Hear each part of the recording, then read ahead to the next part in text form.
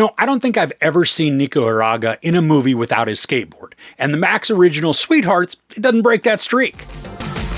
Two college freshmen pull a turkey dump and break up with their high school sweethearts over Drunksgiving, the one chaotic night before Thanksgiving in their hometown that puts their codependent friendship to the test. Kiernan Shipka and Nico Hiraga star along with Caleb Hearon, Tremel Tillman, and Joel Kim Booster. Now, the setup, it isn't necessarily new. We follow two longtime friends who are now at college together, and they decide that they need to break up with their respective high school sweethearts, which are now long-distance relationships. As they return home during the Thanksgiving break, chaos ensues, making the night way more crazy than they anticipated. I went into this blind, but I do enjoy both Shipka and Hiraga in some of the other stuff that they've been in prior.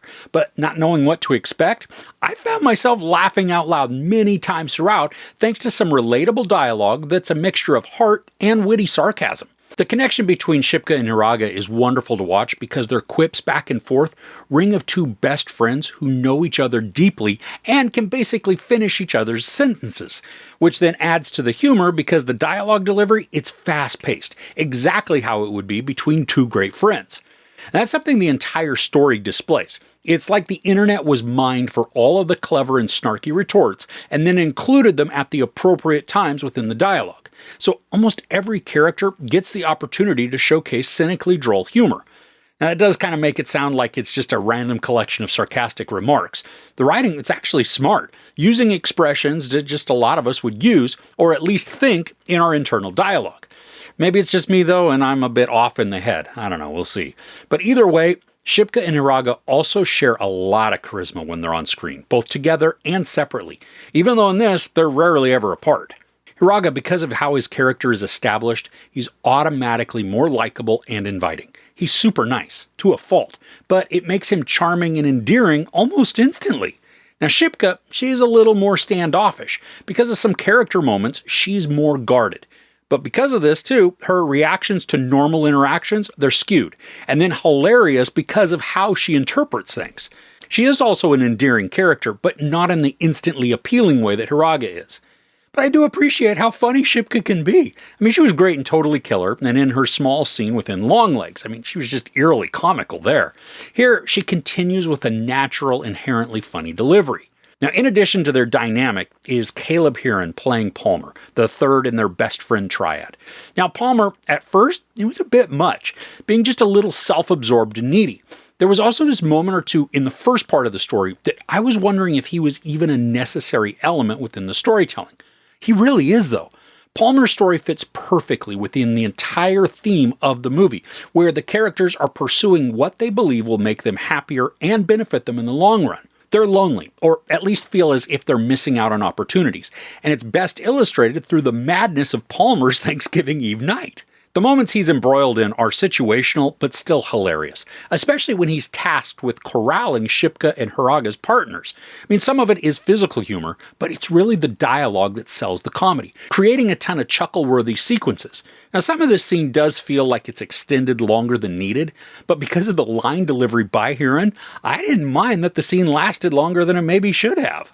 There's also a massive sweetness that is contained within Palmer's storyline. And ultimately, his arc feels the most satisfying when it comes to the relational aspect. I mean, yeah, it is rushed and it's a bit sudden, maybe even a little bit far-fetched too, but that doesn't detract from the endearing nature of his arc. And I'd mentioned how a few of Palmer's scenes go on a little longer than they should, but thanks to quick edits and a tight story, the vast majority of the scenes are efficiently delivered, focusing on the best interactions and funny moments that keep the story moving, but also still building on the relationship aspects as a whole. I mean, just about every scenario gives us more insight into the characters and then continues their development and their growth. Now, while the first half of the film is fast-paced, witty comedy, the second half contains the more serious story elements that bring about the real conflict that then creates drama and tension. I mean, there's still a bunch of humor, too. It's just more of an even mix compared to the first portion that's more heavily focused on the comedy. The dramatic conflicts, they're predictable, even inevitable in a movie like this, but they're not so heavy or melancholy that they break the story's enjoyable tenor. They do allow our characters to have growth, especially when they're confronted with perceived shortcomings. And it's mostly illustrated through Shipka's character. Because she's the more cynical of the pair, especially thanks to the events that happened to her earlier in life, she's jaded with a very tough exterior. And this is perfect contrast to Hiraga's overly optimistic and happy persona. While he may be a pushover, he's not necessarily bothered by it, which allows him to have a more carefree life experience.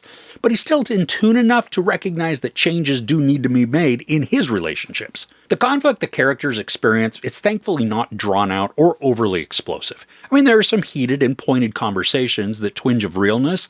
I mean, if a friend or a loved one said some of the complaints to you, it'd probably pierce your heart a little bit, stinging and maybe even make you internalize the issues for a bit. But instead of dwelling on these harsher sentiments, the story brings them up, lets the character pout a bit, and then works towards a resolution so that the film can land in a place that feels satisfying, but also earned. I still think Palmer's situation is rushed, but it's fine, and it's not something that kept me up at night. So overall, Sweethearts is enjoyable with its quick humor and witty performances, which is a pleasant surprise considering it follows a predictable and obvious storytelling arc. Shipka, Hiraga, and Hearon each employ relatably sarcastic wit, making their characters endearing in unique ways, but also capturing a tender sweetness when called for. The pacing is efficient, progressing quickly through situations that don't require exposition to create a narrative that's engaging or endearingly memorable. And while some arcs can feel disjointed or disconnected at the start, once the finale hits, the themes all tie together and they provide a satisfying conclusion. There's some sex and nudity, a ton of profanity, and some slapstick violence. I give Sweethearts 4 out of 5 couches. So do you have a favorite Thanksgiving-themed movie? I mean, I love Son-in-Law, just out of nostalgia, and although it's not really a Thanksgiving movie, Dan in real life, it's a charm or two. Let me know yours, though, in the comments below. If you enjoyed this review, please give it a like. Also, don't forget to share and subscribe. I'm Chris. This is Movies and Munchies. Thanks for couching with me.